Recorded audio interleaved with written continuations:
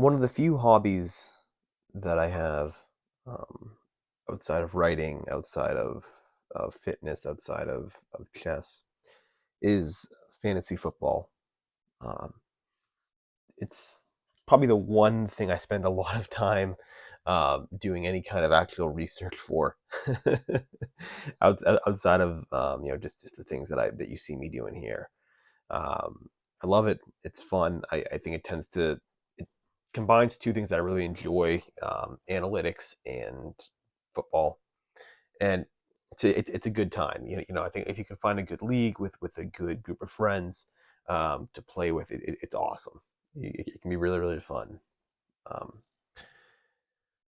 but one of the lessons that I've learned from that, like the big takeaway from years of playing fantasy football, is that everybody is going to talk shit, and even when you prove someone else wrong, they're never going to admit they were wrong. Um, it happens all the time in that league, right? I've got a lot of buddies that are we're definitely the quote unquote ball busters, right? Like they love to talk shit, love to talk crap. And one thing I've learned is that you know if two people are talking crap and one beats the other one in that week, the losing party will never be like, yeah, you know what, you kicked my ass. Yeah, you beat me. Yeah, you were the better team. You're the better coach. You know the sport and this activity better than I do. It never happens. It is always we talk shit. Then on game day, our teams face off. If I win, I brag and say I beat you. If I lose, I say you got lucky. It was a fluke win. Um, you know, this was the first time all season that so and so did something. You just got, again, you got lucky, right? You your team is the exception that proves the rule. All that shit talking, it doesn't matter. There's never been, I don't think, in all the years that I've played, ever a time when someone talks smack and ends up conceding and saying, "Nope, nope, yeah, you're right. You're just better than me. You're just plain better at this than me." It doesn't happen. And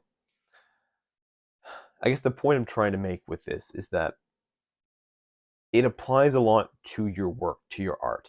If you are writing, if you're going after the sort of dream, the sort of passion with the intent to prove someone else wrong, to maybe prove the naysayers wrong, it's never going to work. You're never going to get that payoff. I promise you, you are not going to get the payoff that you think. Um, it's the nature of the activity. It's the nature of what we do. People will never admit that they were incorrect. The people that were naysayers that said you couldn't make it and all that stuff, they'll simply ignore you. Like at the very end, they will ignore you. If not, they will overlook it. They will never ever admit to being wrong.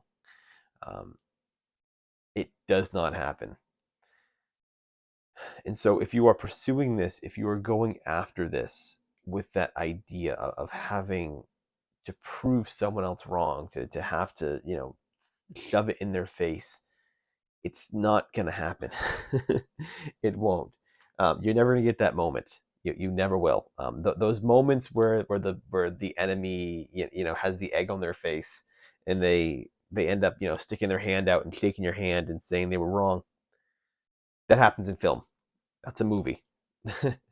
Doesn't happen in real life. Um, and I'm not saying having a chip on your shoulder is not bad. I'm not saying that at all. I have many times come on here and you can tell I have a chip on my shoulder. It can be motivating. And so I'm not here to dismiss that. But that cannot be your primary thing. Trying to show someone else up cannot be your primary thing. I've spoken before about how anger is a very fleeting emotion. You can't really rely upon it consistently to motivate you. It's the same thing with trying to prove someone else wrong. It will not matter, and it's not going to sustain itself. Instead, instead, what I'd encourage you to do is keep that chip on your shoulder for the times when it gets tough, when you need that pick me up. Yeah, dig down that well and dig down and tell yourself one day, whether they admit it or not, I'm going to prove them wrong. Whether they ever admit to it, whether they ever even realize that I became successful, I'm going to dig down and do this. If they never hear of my book, um, I'm still going to prove themselves wrong. I'm still going to know in my heart that I outdid them. That can be powerful at certain points. That can be powerful, but it's never going to be acknowledged. Um, on the flip side of that, no one will ever acknowledge when your work is good either. Not to the degree that which you think. And again, it's the same thing. We imagine that eventually we'll write this fantastic work and that people are going to praise it. Most likely not. Most likely not. Even if it's really good, people are not necessarily going to praise it.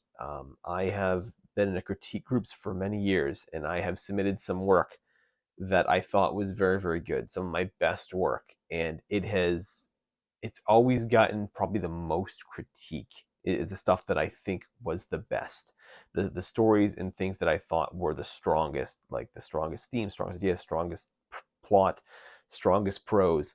I thought that was going to like blow their minds, that I would get like a response back on the lines of, "Oh, I don't have much to say. This was just a really good read." It doesn't happen. It doesn't happen. In fact, it's often the mediocre things that I submit that tend to get less feedback and less critique for some reason. And so my point is that your best stuff will never ever probably ever be praised, and your worst stuff, your worst inclination to prove someone else wrong will never be acknowledged either. And it sucks both ways, right? Because both ways you want to get something out of it. You want to prove the other person wrong, and that's awesome, but you'll never get the acknowledgement. And the other way, you want to get praised for doing good work, but it never comes, and it sucks. And so, to kind of summarize this, it goes back to the idea that you need to do this for yourself. This process needs to be for yourself and for yourself alone. Um, I wish for all of you to obviously eventually write a story that's really strong and gets praise, that gets talked about by your friends, by your family, talked about in review magazines and on Goodreads and on Amazon reviews. I wish for that to happen. The same way I wish for you to find the naysayers in your life and throw it in their face and have the naysayer hang their head and admit they were wrong. But both don't happen. Neither one ever really happens. And if it does, I'd imagine that's definitely the exception to the rule. Um, so as you go through this process, as you kind of work on your goals, keep that in mind.